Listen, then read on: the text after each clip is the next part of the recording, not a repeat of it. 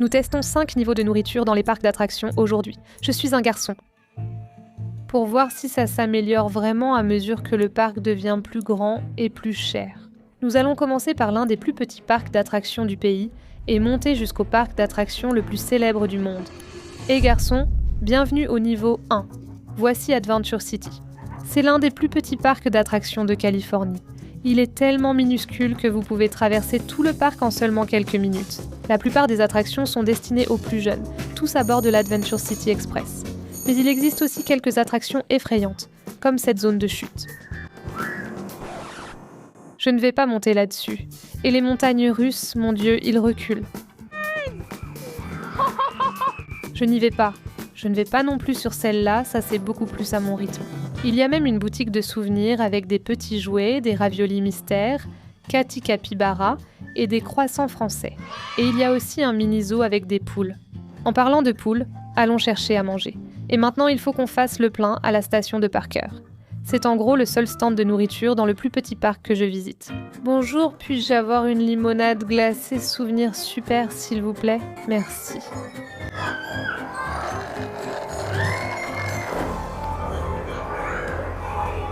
Des arbres verts. Leur menu proposait tous les classiques. Il y a des tenders de poulet, des frites, de la pizza et des hot dogs.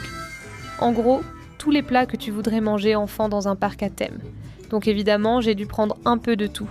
Mais j'ai une règle, chaque parc a droit à sa chance. Voyons donc si le niveau 1 pouvait nous surprendre. Personnellement, je mets du ketchup, de la moutarde et de la relish. Santé! Peut-on vraiment se tromper avec un hot dog? Et je dois dire que ce morceau de poulet pané a l'air vraiment incroyable. Regardez comme il est gros. Et pour le prix, c'est plutôt correct aussi.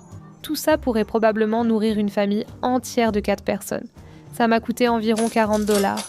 Il y a une sauce ranch pour tremper. Croustillant, juteux et chaud.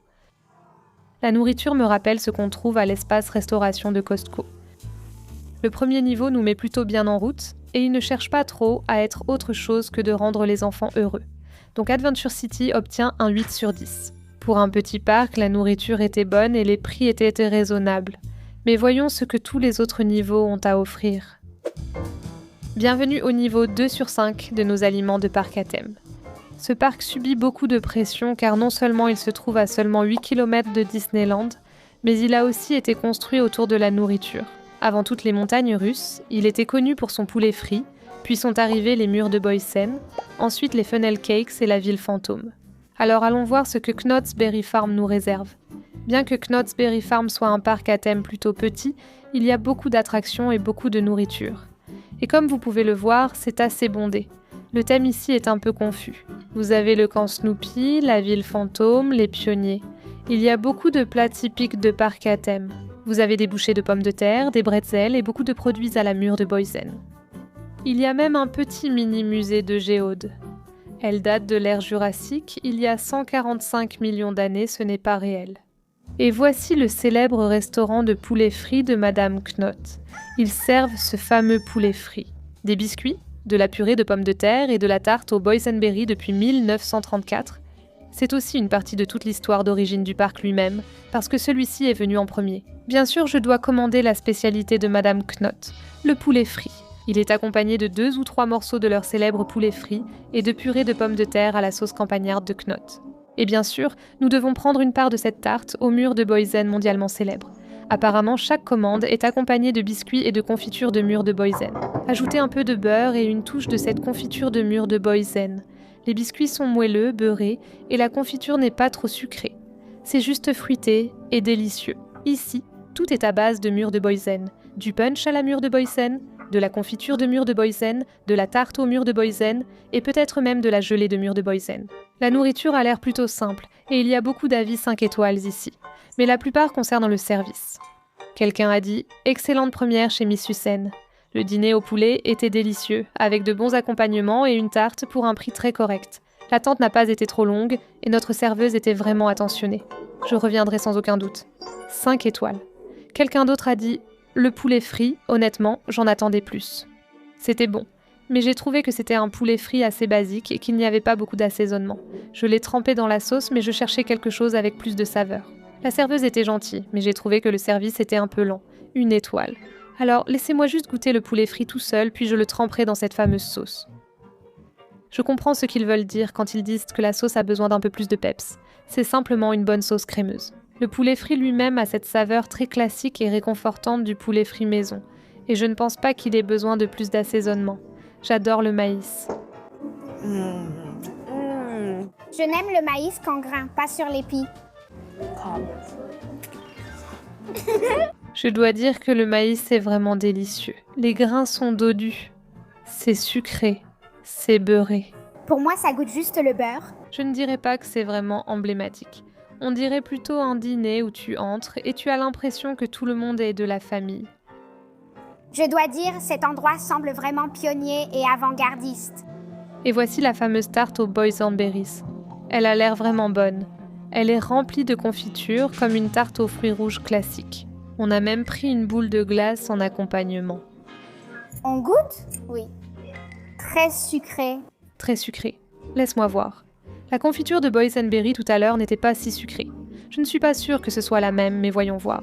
Donc en termes de douceur, ce n'est pas aussi sucré qu'elle l'a dit. Ça me rappelle un peu les tartes de supermarché.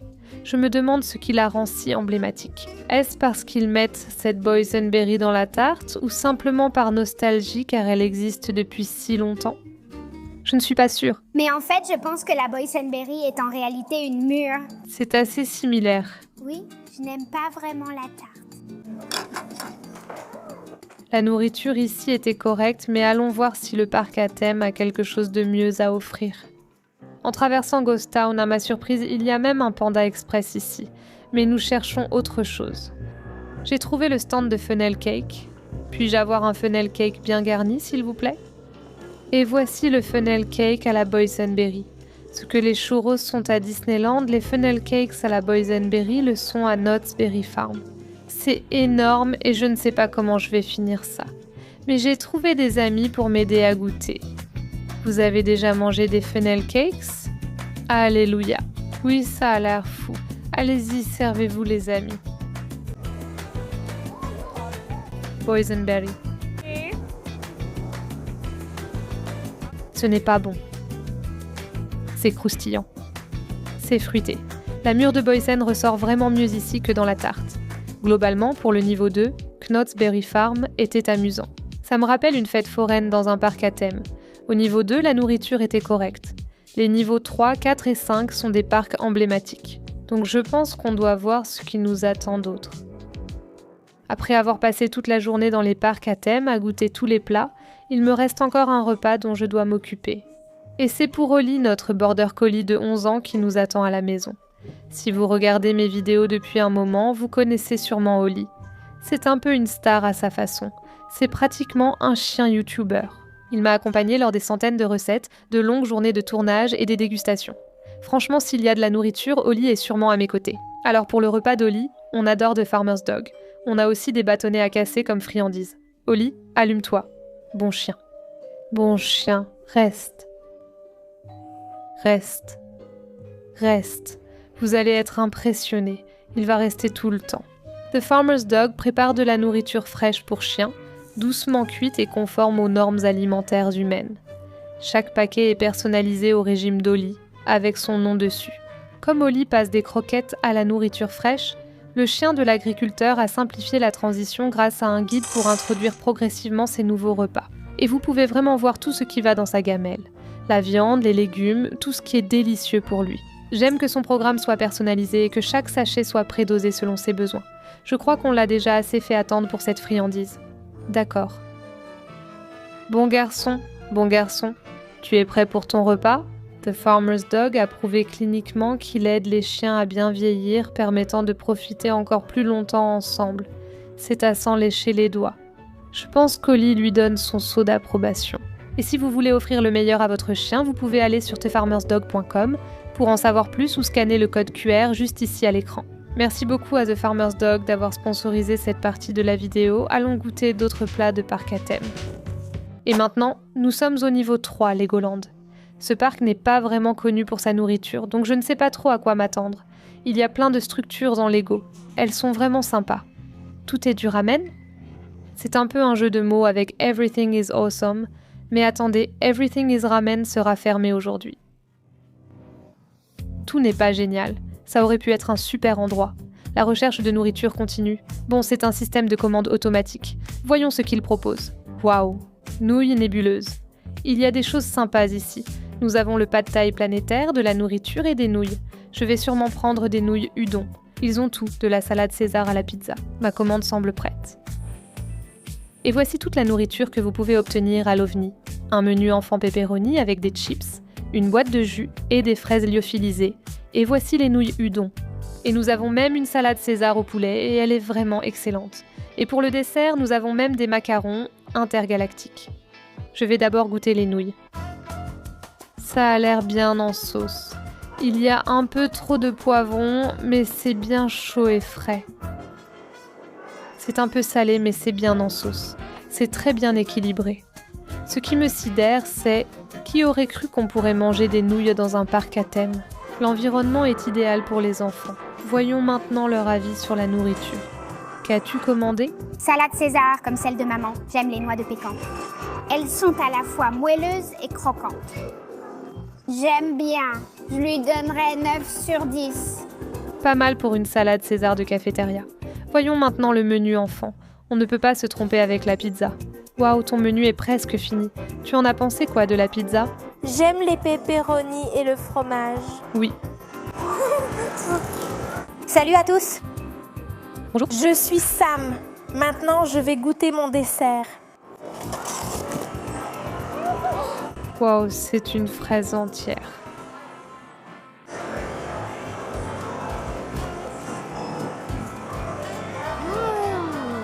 C'est une fraise lyophilisée. Pourquoi avoir choisi une salade César plutôt qu'une pizza ou un burger? C'est mon deuxième plat préféré. Quel est ton plat préféré? Sushi. Sushi. Eh bien, je ne pense pas qu'on puisse trouver des sushis ici. Dernier à goûter. Le macaron. C'est un macaron classique avec une garniture de crème au beurre au chocolat et il est plutôt bon. Pas trop sucré. Le macaron est vraiment bien garni jusqu'au centre. Il n'est pas creux. Non. Non, est-ce la meilleure nourriture de parc à thème? Nous n'avons pas encore décidé. Un autre élément inattendu, ce boba à la mangue qui a l'air très rafraîchissant. Une explosion acidulée en bouche. Oh là là, c'est tellement bon par une journée chaude comme celle-ci. 9 sur 10. Donc même si tout ce que j'ai goûté jusqu'à présent était plutôt bon, j'ai l'impression qu'il me manque quelque chose et que j'ai besoin de trouver des gens pour me donner des recommandations. Excusez-moi, mademoiselle. Bonjour, tu viens souvent à Legoland? C'est à peu près ma 5e fois ici. Oh là là. D'accord, alors tu dois savoir ce qui est bon. Qu'est-ce que je dois absolument goûter ici? Tu dois absolument goûter les frites de pommes. C'est quoi une frite de pommes? Ce sont des pommes avec de la crème et du caramel. Tu vas adorer. D'accord, merci. Ça a vraiment l'air délicieux. Où est ce lieu qui fait des frites de pommes? Pardon madame, êtes-vous déjà allée à Legoland? Oui, j'y suis déjà allée. Oui, que dois-je absolument acheter ici? Les frites de pommes. Tu devrais les goûter. Vraiment? Tout le monde me parle des frites de pommes. D'accord, merci. D'accord, il y a un groupe d'enfants là-bas, je parie qu'ils sauraient où trouver de bonnes collations. Salut les gars. Alors, est-ce que vous venez souvent à Legoland? Oui. Quel est un très bon encas que je devrais prendre ici? Frites de pommes. Tout le monde me parle de ces frites de pommes. Je pense qu'on doit aller en prendre. Vous en voulez aussi? Oui. Allons-y. D'accord, vous êtes prêts les gars? Oui, je croyais que tu devais y aller. Allons faire la queue pour les frites de pommes. La voilà. Apple fries, apple fries, apple fries. 4 portions d'apple fries, s'il vous plaît. Apple fries. J'en veux une. Tenez, partagez entre vous. Et voici les apple fries dont tout le monde me parle. Voyons si c'est vraiment aussi bon que vous le dites. Merci. Bon, essayons. Allez, on y va. Santé. Santé. Attends, ça me rappelle un funnel cake, mais ceux-ci sont aux pommes, moelleux et ressemblent à une tarte aux pommes à l'intérieur. C'est délicieux. 10 sur 10, allons-y, allons-y. Legoland. Je ne savais pas à quoi m'attendre ici. C'était une surprise amusante, avec une bonne ambiance et une excellente nourriture. Vous vous êtes amusés? Oui. Oui. Dans l'ensemble, on a passé un super moment, mais la question reste posée. Est-ce que Legoland a la meilleure nourriture de parc à thème? Il nous en reste encore quelques-uns à tester. Et maintenant, nous sommes au Toadstool Café. C'est probablement le restaurant le plus attendu d'Universal Studios. Et tout a l'air de sortir tout droit du jeu vidéo. Sauf que les avis ne sont pas bons. Alors voyons pourquoi tout le monde en parle. Et voici une Lemon Squad. Ça ressemble à une boisson citronnée à la mangue avec des perles de boba au fond. Ce sont des bobas qui éclatent en bouche. On sent des notes de mangue. C'est pétillant. Délicieux. Mais une boisson boba comme ça pour 10 $? Notre nourriture est arrivée. Ce n'était pas donné. Le Mario Burger coûtait 20 $, la spécialité du chef de Toad, du bœuf braisé sur de la polenta avec un peu de fromage de chèvre, 26 $. Et la soupe spéciale aux champignons de Toad, 20 $. Mais ça vient avec un bol et un souvenir que vous pouvez emporter chez vous. Le défi boule de feu de Bowser. Une énorme boulette de viande farcie avec une pâte feuilletée. 26, mais si vous relevez le défi, pour 10 $ de plus, vous obtenez un bol supplémentaire. Et enfin, le bloated tiramisu. Devenu viral, Dix, le célèbre Mario Burger, a sa moustache imprimée directement sur le pain. C'est un cheeseburger au bacon classique. Le burger est correct. Le steak est un peu sec. Globalement, ce n'est probablement pas le meilleur burger que j'ai mangé, mais il n'est pas mauvais. Mais pour 20 $, ça paraît un peu cher. C'est un peu inhabituel pour un burger, mais il y a une surprise aux champignons. Je suppose que ça a du sens pour le café Toadstool. Voyons ce que vaut la spécialité de Toad. On reçoit ce petit médaillon. Je ne sais pas vraiment ce que c'est. C'est une petite pâte feuilletée avec de la polenta, des travers de bœuf et encore des champignons. C'est raffiné pour de la nourriture de parc à thème. Selon la façon dont on voit les choses, 26 $ pour un repas gastronomique comme celui-ci dans un parc à thème, c'est en fait une très bonne affaire. La viande est super tendre et juteuse. La polenta est bien crémeuse. Mais ce que j'ai préféré, c'était cette sauce. Elle est savoureuse et agréable. Les champignons me dérangent presque pas. Et maintenant, place au défi boule de feu. Je ne sais pas vraiment à quel défi je m'attends, mais je pense que c'est de la sauce piquante. Heureusement, elle est à part. À l'intérieur de la boulette, je croyais qu'elle était farcie. En fait, c'est la tête de viande de Bowser. Essayons cette boulette de viande et voyons à quel point cette sauce piquante est épicée.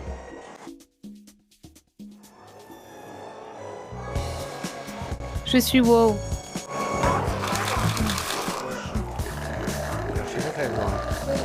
Je ne recommande pas le défi de la boule de feu. Soupe de champignons avec un peu de pâte feuilletée de crapaud.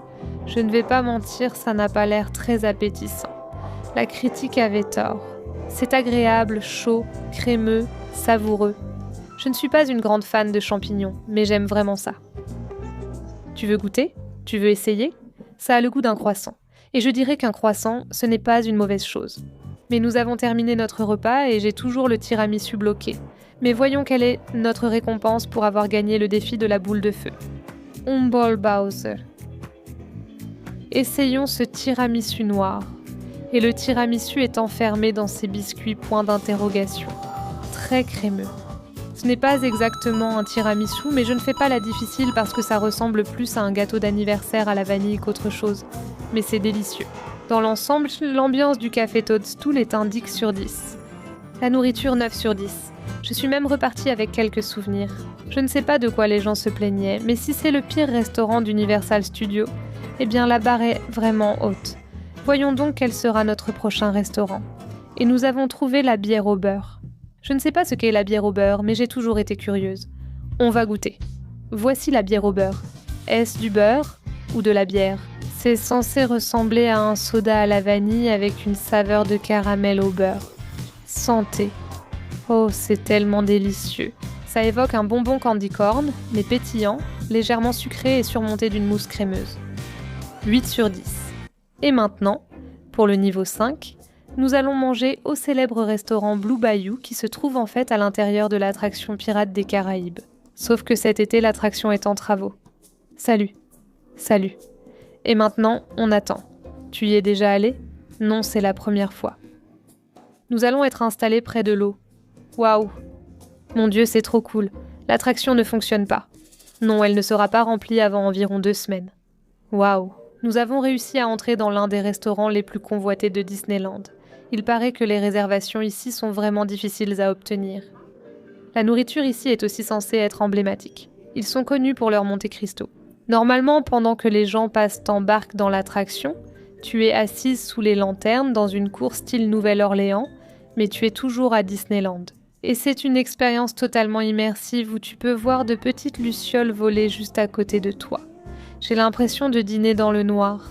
Alors pour notre déjeuner, nous avons pris le menu à prix fixe du 70e anniversaire qui comprend une entrée, un filet mignon en plat principal et un dessert cheesecake chocolat pistache. Tout ça pour la coquette somme de 90 $. Posez-le juste ici pour nous. Merci. Voici le Monte Cristo. C'est comme un sandwich jambon-fromage, frit pour ressembler à un beignet. Il est servi avec des chips de pommes de terre à la truffe et une confiture de fraises de saison. Voici la salade. Elle a l'air délicieuse. Il y a des cœurs de palmier. Il y a des artichauts. Ce n'est pas une salade ordinaire. Et le filet mignon. Où peut-on trouver du filet mignon dans un parc à thème ? La nourriture ici ressemble plus à celle d'un restaurant 5 étoiles qu'à celle d'un parc à thème. Je suis super excitée d'essayer ce Monte Cristo. Et tu es censé le tremper dans la confiture. Donc c'est comme un sandwich sucré-salé.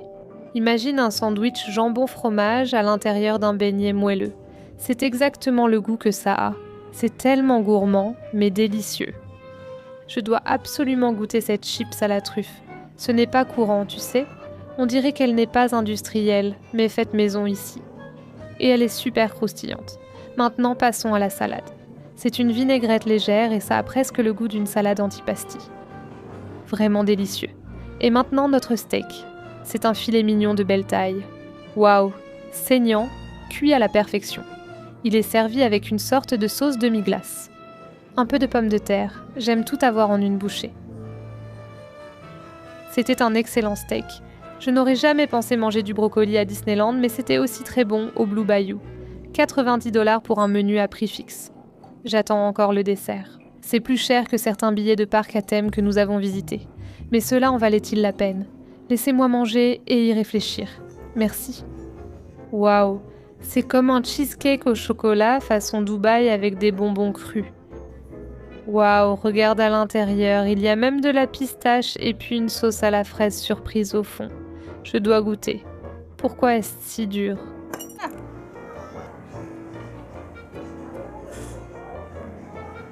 Au niveau 5, j'ai eu une expérience 5 étoiles. Mais ce parc à thème offre-t-il vraiment le meilleur rapport qualité-prix ? Honnêtement, on ne pourrait pas dire qu'il y ait un seul parc à thème où l'on mange le mieux. Je suppose qu'on peut trouver quelque chose pour tout le monde dans chaque parc à thème.